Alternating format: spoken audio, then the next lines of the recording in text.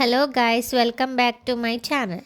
ఇప్పుడు నా స్టైల్లో బగారా రైస్ ఎలా చేస్తానో చూడండి. దీనికి కావాల్సిన ఇంగ్రీడియంట్స్ చూసేద్దాం. నానబెట్టిన రైస్, చేసి పెట్టుకున్న పుదీనాను, కొత్తిమీర, పొటాటోస్, ఆనియన్స్, పచ్చిమిర్చి, బిర్యానీ అండ్ ఆల్ స్పైసెస్. ముందుగా కొంచెం స్టవ్ మీద ఒక బౌల్ పెట్టుకొని అందులో గీ వేసి ఆయిల్ హీట్ ఎక్కాక ముందుగా పెట్టుకున్న ఆల్ స్పైసెస్ వేసుకుందాం. వాటిని ఒక 5 minutes పాటు ఫ్రై చేసుకోవాలి.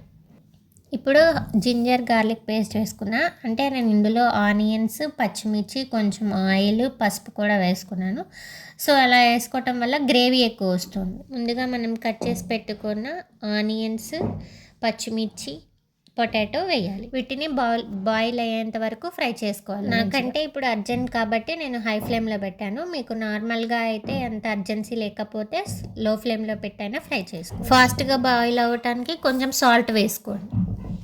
ఇప్పుడు ఇవి బాయిల్ అయ్యాయి కాబట్టి ఎసరకి 3 glasses ఆఫ్ వాటర్ వేసి ఇప్పుడు ఇందులో కారము, ఉప్పు, పసుపు వేసుకుందాం. కారం ఆప్షనల్, అంటే కలర్ కోసం. ఆ తర్వాత మనం ముందుగా నానబెట్టుకున్న బియ్యాన్ని ఈ ఎసర్లో వేసుకుందాం. ఆ తర్వాత ఇది మొత్తం ఒకసారి కలిపేసి మనం కొంచెం హై ఫ్లేమ్లో పెట్టుకొని మూత పెట్టేసుకుందాం. ముందుగా మనం కట్ చేసి వాటర్లో నానబెట్టుకున్న కొత్తిమీర, పుదీనాని వేసుకుందాం ఇందులో. ఆ తర్వాత మూత పెట్టేసుకుందాం. ఇప్పుడు ఈ రైస్ 10 minutes దాకా బాయిల్ చేసుకుందాం. ఆ తర్వాత ఒకసారి మిక్స్ చేసి చూద్దాము సాల్ట్ అన్నీ అడ్జస్ట్ అయ్యాయో లేదు. అంతే, నా స్టైల్లో బగారా రైస్ రెడీ. మరి బగారా రైస్లోకి కాంబినేషన్ ఏంటి? Chicken curry. అది కూడా చూసేద్దాం. ప్యాన్ పెట్టుకొని ఆయిల్ హీట్ చేసుకుందాం. ఇప్పుడు ఆల్ స్పైసెస్ వేసుకున్నాక ఆనియన్, పచ్చిమిర్చి పేస్ట్ వేసుకుందాం. ఇప్పుడు ఆనియన్, పచ్చిమిర్చి పేస్ట్ వేసుకున్నాక దీన్ని బాగా ఫ్రై చేసుకోవాలి, లేకపోతే పచ్చివాసన. దీన్ని మంచిగా ఫ్రై చేసుకోవాలి. ఆ తర్వాత జింజర్ గార్లిక్ పేస్ట్ వేసుకుందాం. జింజర్ గార్లిక్ పేస్ట్ కూడా పచ్చివాసన పోయేదాకా వేయించుకుందాం. ఈ ప్రాసెస్ మొత్తం మనం లో ఫ్లేమ్లోనే చేసుకుందాం. ఆ తర్వాత మనం పేస్ట్ చేసుకున్న టమాటో ప్యూరీని కూడా వేసుకుందాం. ఈ టమాటో పేస్ట్ని కూడా పచ్చివాసన పోయేదాకా వేయించుకుందాం. ఈ టమాటో పేస్ట్ వేయటం వల్ల గ్రేవీ ఎక్కువ వస్తుంది. ఆ తర్వాత మనం ముందుగా బాయిల్ చేసి పెట్టుకున్న చికెన్ని వేసుకుందాం.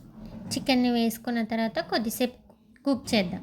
5 minutes పాటు కుక్ చేసుకొని మూత పెట్టేసుకుందాం. ఇప్పుడు దీంట్లోకి టేస్ట్కి సరిపడా సాల్ట్ వేసుకుందాం.